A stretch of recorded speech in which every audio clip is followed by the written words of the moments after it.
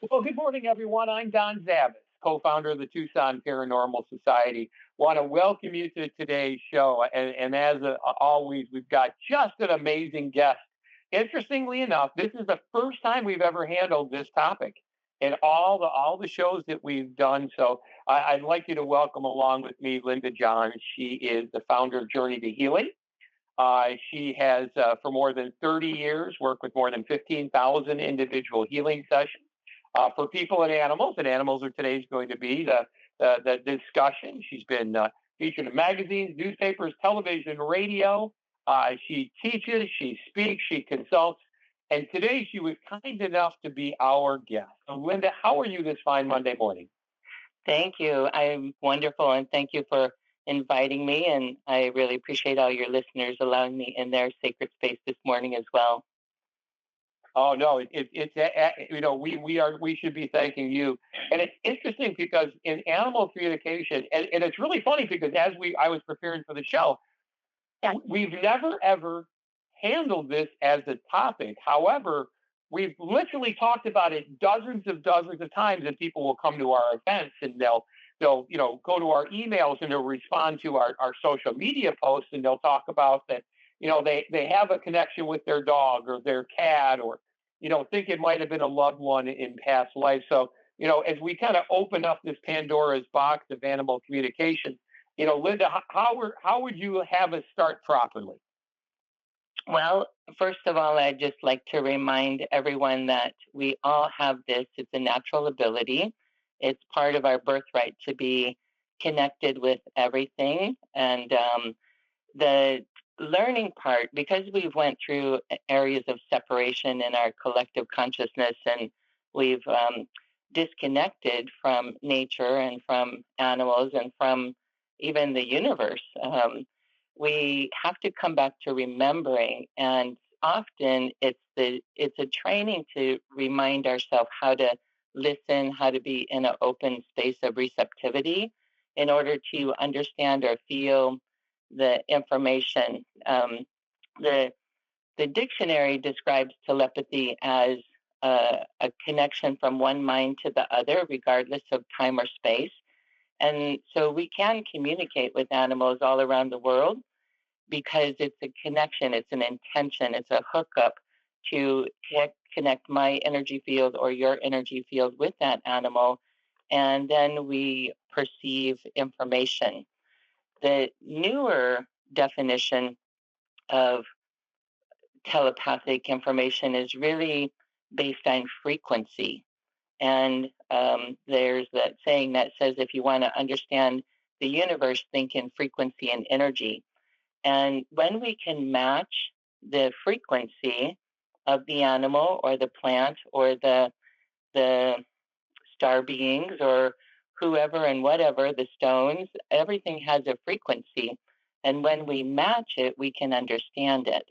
And so we're training ourselves how to come back into a whole brain state that allows an access to all that already is within us.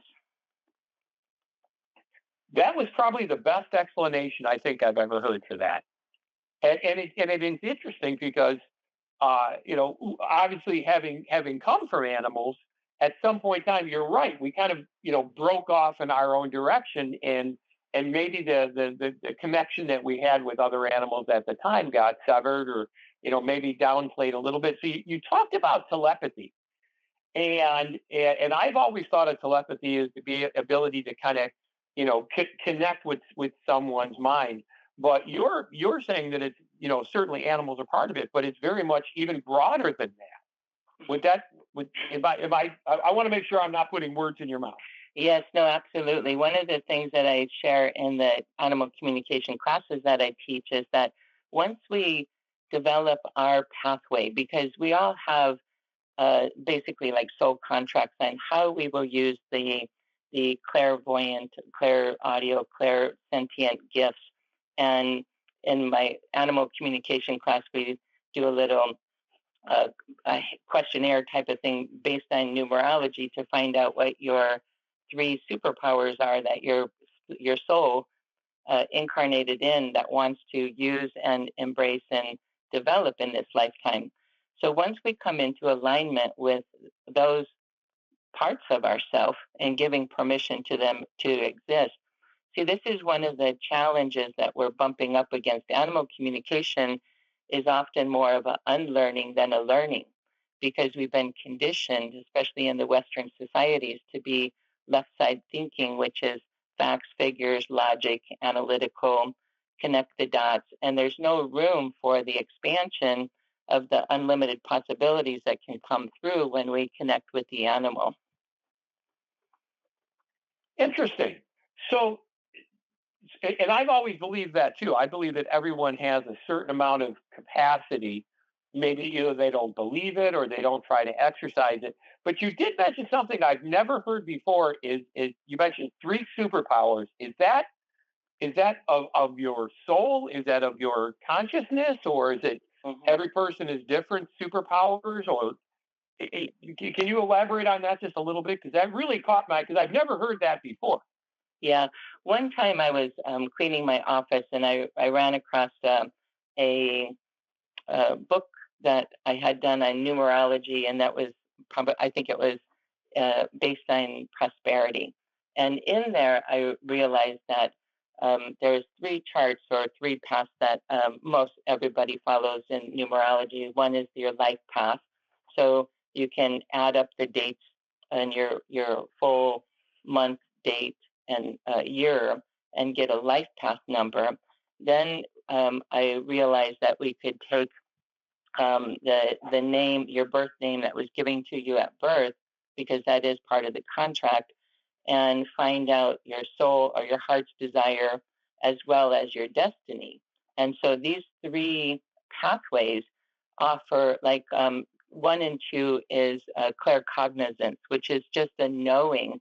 And so people who have that ability to just know are probably working with that one and two level, which is almost like a download. The information just downloads to you. You don't know why. There's no logical reason as to why you know what you know. It's probably also one of the most difficult for people to trust because there's nothing, they didn't see it, they didn't hear it, they just have to believe and trust in their own abilities. And with animal communication, learning, trusting self doubt and fear is probably the biggest obstacles that we have to kind of move through. But the claircognizance is the one and two. You go into three and four, that's the clairsentience. Those are the empaths, the ones that feel the experience, often running through their own bodies first to be able to interpret it. The five and six are the clair audio, which is like you might hear a message pop into your mind. And then the seven and eight is the clair visual, where you might see colors or images or visions or expressions such as symbols. And so, and then number nine is a combination of all of those. So depending on where your birth and your name adds up to be, it will show you what skill you're probably already using in life and which ones you may want to give permission to embrace. That's fascinating. So when you add up the numbers, is it your birth numbers? Is it the year, the month, the date, all kind of all together? Yes, all together. Yes. So like my birthday is 7/25/1958. So when I add those all together, that's a 37. And you always break down numerology to a single number. So 3 plus 7 is 10. So that breaks down to a 1.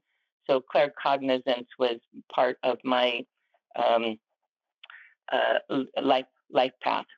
And if if you don't trust that you know what you know, it's kind of hard to find a voice for it. And this is sometimes the challenge that we're all coming up against when we let our authentic self start to be part of the show. We have to give permission for to be able to express what it is that we're receiving and perceiving. Sure, because I think most people kind of have this inherent doubt, that inner voice, and they tend to doubt what they hear, or they believe, or they're gonna chalk it up to who knows what. But I agree. The people that I see that seem to be authentic for themselves, not only are they successful professionally, but they just seem to be much happier people. And that was interesting when we started the Tucson Paranormal Society, was really to find that nurturing, comfortable spot, so that people that had these abilities had a place to go, where you had people that were that were supportive, and that Right. would help them on this journey, and be willing to look into it. So how would a person? I mean, obviously they're going to add up their numbers and such like that. But how would a person that maybe isn't very open, or maybe is just kind of starting to get there? How do you kind of throw gas on that fire to really become more authentic, to recognize the gifts that you have, to open yourself up for something like an animal communication? Well, the willingness and the desire is the first step. And if somebody has that willingness and desire, they're already well on their way. Then it comes down to just giving maybe stepping stones and helping to develop as we go. I offer a 6 week animal communication class, and I have one starting in August. And each week we look at a little stepping stone that is part of it. So learning able to sense and perceive information, focusing, active listening, discerning what is yours, what is the animal. All of these different little stepping stones get added up. So by the time we're done with the 6 weeks, we're really fluidly engaging with each other's animals and practicing. And it does come down to actually, Carolyn Meese once had shared that when she talks about intuitive sight, she feels that it's not an elite gift that just a few people have, but it's actually something everyone has, and it is a skill based on self esteem. So the more we believe, or the more that we trust, or the more that we're willing to move out of the box of normal and step into just witnessing life from a larger possibility, then that's how we put gas on the fire. It's just that willingness to explore new possibilities. Now, would that be through like a meditation, or is it focused intention? I'm always fascinated, because I have no, well, I shouldn't say that. I've often said that I have no abilities, but as you just stated, everyone does, but the different areas of manifestation. And I'm amazed by the people that have abilities, and because it's obviously clearly they're undeveloped in myself. How would a person get started? I know that you had mentioned some of the aspects of it, but would it be meditation? Would they be in a quiet room? Is it somewhat focused? Would it be, spending time with your pet? Is there kind of and I know you go this in your 6 week course, but can you give us kind of a glimpse behind the curtain as to what Right. those steps might be? Right. Well, one of the ways that I really encourage is to drop our awareness back into our hearts, and because the mind is the conscious part of the brain that can only do 1 to 3 things at a time, and that is the part of the brain that likes steps and procedures, and it's also time bound, so it only knows the past, how we've always done it, and then it knows the future, but it always projects the fear of the future so that it prepares for it. And so when we're trying to learn how to expand from just the reality of the mind, we're going to go into either one of those, past or future. Now, to be able to develop the abilities is actually being in the present moment. And when we drop into the heart or any part of your body, basically, you could drop your awareness into your feet, and make that connection with the body. The body is present moment, and the body also is the part that holds your innate wisdom, your intuition, your higher self. And then the energy field around us is the auric field, or just the toral, the tortoise, the toral, Taurus, excuse me, field. And that actually is where we find spirit and divine, and God is in everything. And so when we drop into our body, expand our energy field, and allow the mind to witness the experience, then we are in a place of this now moment and perceiving and receiving. And so, whenever we are trying to practice something new, making that connection within the body and body, mind, spirit is necessary, because we won't get there if we're doing it just from mind only. And would you say, because you had talked about that, the energy field, and I know there's some people see it as an aura, and I guess there's a level of scientific legitimacy, obviously, because we are electrical essentially. We survive like a big battery. But is that energy area where wisdom comes in, where healing comes in, where we kind of allow the external world to permeate us, because that seems like, when you look at the other types of energy healing and such, it shouldn't work. I mean, they're not touching you. It isn't like a surgeon that has a scalpel.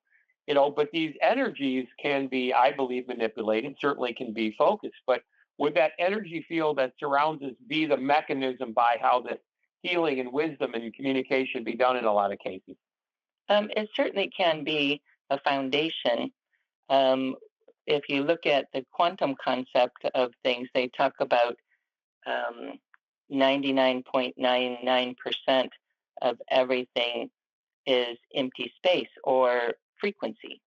It's just a frequency, and 0.01% is matter. So everything that we hold into form, our humanness, our houses and jobs and structures, are all only part of that 0.1%. So 99.9% of energy, frequency, unlimited, unmanifested potential is all around us. And this is also one of the things where the new telepathy talks about, is that when we match the energy, we can uh, draw it to us, or like a magnet draw it to us, or that we can understand it. So when we communicate with animals, I often suggest dropping into the heart and just opening the heart to that place of just unconditional love, or just a remembrance of a beautiful sunset, or something that allows your body to relax and holds an open frequency of vibration that says you can be trusted, that there's no sense of danger. When we try to communicate from our mind and we're afraid that we're going to get it wrong, or we're not going to do it right, or that something's going to happen, we're actually projecting fear to the animal. And of course, like attracts like. So if we're projecting fear, then the animal is going to get more tentative of trusting us, or opening up to us, if we don't even trust ourselves. So coming back to dropping into the heart, opening into a field of just uh, centeredness, I would call it. Doesn't even have to be the word love, because that might hold triggers for lots of people, but just a centeredness within your own space.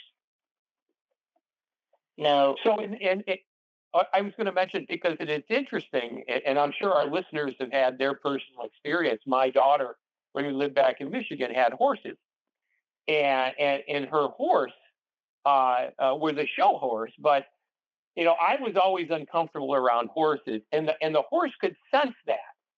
But my daughter would grab it around the neck and dangle with her feet in the air, and this horse never, I mean, absolutely loved her.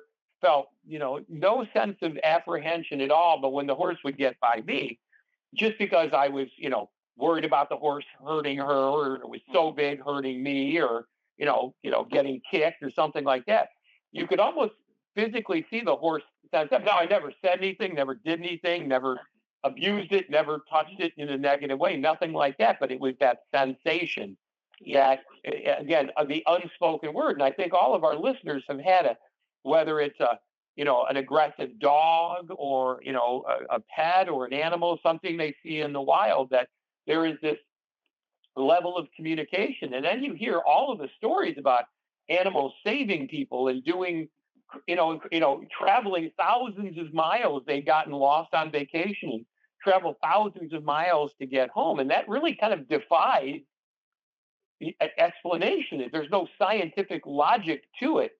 and yet we have examples, with relative frequency. So is that communication kind of, between you and a pet, you and an animal?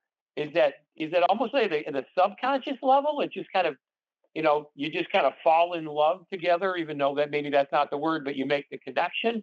Is that Right. just kind of, could that happen? Yeah, absolutely.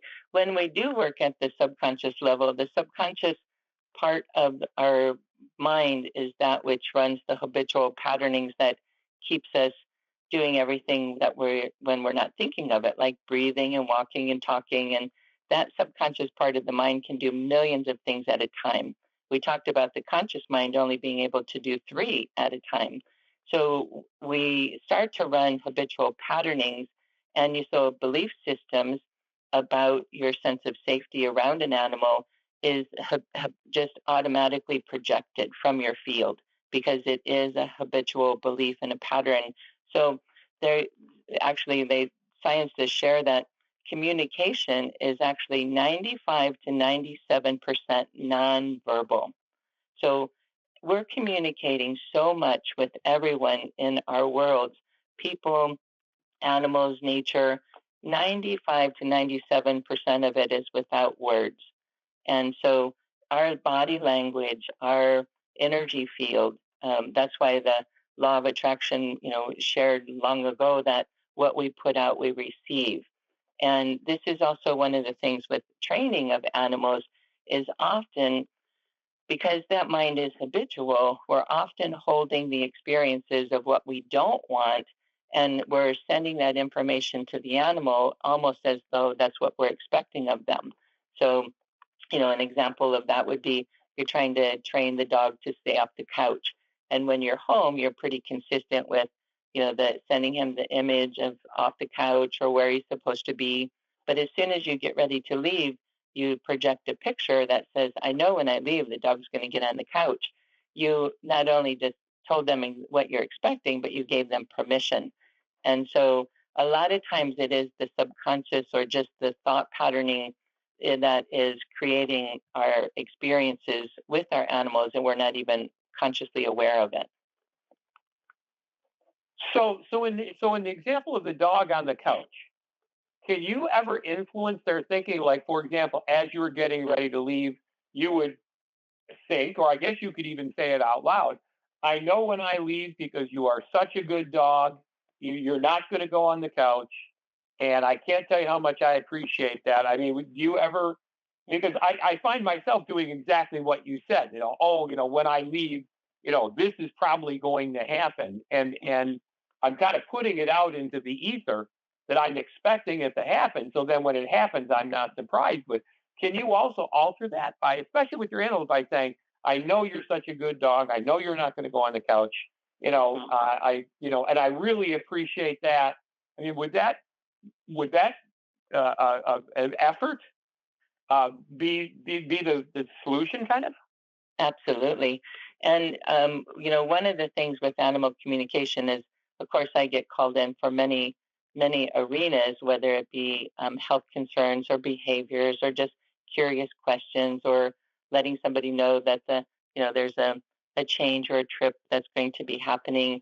But, and also to see whether a new animal is going to fit into the situation because you can read the energy field of the new animal, put it in the place of your home and see if it's harmonious or if there is disruption. How long is it going to take to harmonize, or will it ever? So those are all things that you're projecting or actually reading the field. When this is at least for myself is often I'm just reading the field. I'm seeing the information that's already there. I'm just able to perceive it because I've trained myself to focus and to be available to it. Again, we can all do this. But with that, absolutely, there's times when a behavior will come in. We ask the animal, what they're thinking or feeling when it happens. We let them know why this is unacceptable to the person. Ask the animal what might be necessary for the change or the healing, and then we start to work together, kind of like a mediating of a relationship and bringing around change. The amazing things is that often when the animal sees that the person is really trying to make effort or understand them, or we just clear up all of this confused mixed messages that have been going back and forth, the behavior often shifts. I mean, that's amazing, because we do have an issue with one of our family pets, and I do exactly what, anytime anybody new comes into the house, she is very docile, but she'll start to bark, and just not in an aggressive way, in a very friendly, like, oh my God, here's this new great person. And I see myself, when knowing when somebody's going to come, you almost like tense up, and it's like, okay, well, I'm gonna, put you over here, and and you're expecting it to happen, and not surprisingly it does. And so now I'm gonna approach it very, very differently. So, unfortunately, I always say this, Linda, at every show, we run out of time before I run out of questions. I haven't even got to half of the ones that I wanted. But in our last few minutes, can you tell our listeners how they can get a hold of you, what you have that's coming up? I mean, clearly this is fascinating things that I think that, is really worthwhile for our listeners. So how would they get a hold of you? Phone numbers, emails, websites, anything like that, if you'd like. Okay. The website is journeytohealing.com. And if you click on calendar events, you'll have a list of my classes and schedules. I do have one starting at the end of the month, July 30th, I believe, on communication with your power animals, spirit guides, and then also bridging across the veil to communicate through beyond that veil that separates time and space. And so that's a class coming up. Also, the animal communication class starting in August is available as well. But one of the things I just wanted to share is that, with the cultures that have never really been westernized or industrialized, have really never lost their connection to nature and the animals and the star beings and the nations. They hold within them. There's an old saying that says, "Within your heart is a sacred space where you'll find the sun and the wind and the moon and the lightning, and the whole universe dwells within your heart." And when we can move away from our conditioned mind and go back to the sacredness of our heart and the truth of who we are, we open to all that is available and possible for us to be in partnership with. And I couldn't even find a better way to close the show than that. So, Linda, it's been an absolute privilege. I got a whole bunch of things that I'm anxious now to try out our new puppy and see, and it's been absolutely wonderful. Clearly, you are so talented and so skilled in your things, and I really, on behalf of myself, certainly the Tucson Paranormal Society, and our listeners, I really, really appreciate your time. Absolutely. By the way, if anyone needs to get in contact with Linda, they can certainly reach out to us at the Tucson Paranormal Society. We'll make sure we connect you guys, and get you her contact information. So thank you so much for everyone for joining us. We know the Inside Tucson Paranormal exists because of you. And I can't tell you how much I appreciate. So, Linda, thank you so much. To our listeners, thank you so much. And everybody, go out and find out something new. Bye-bye, everybody. Bye. Thank you.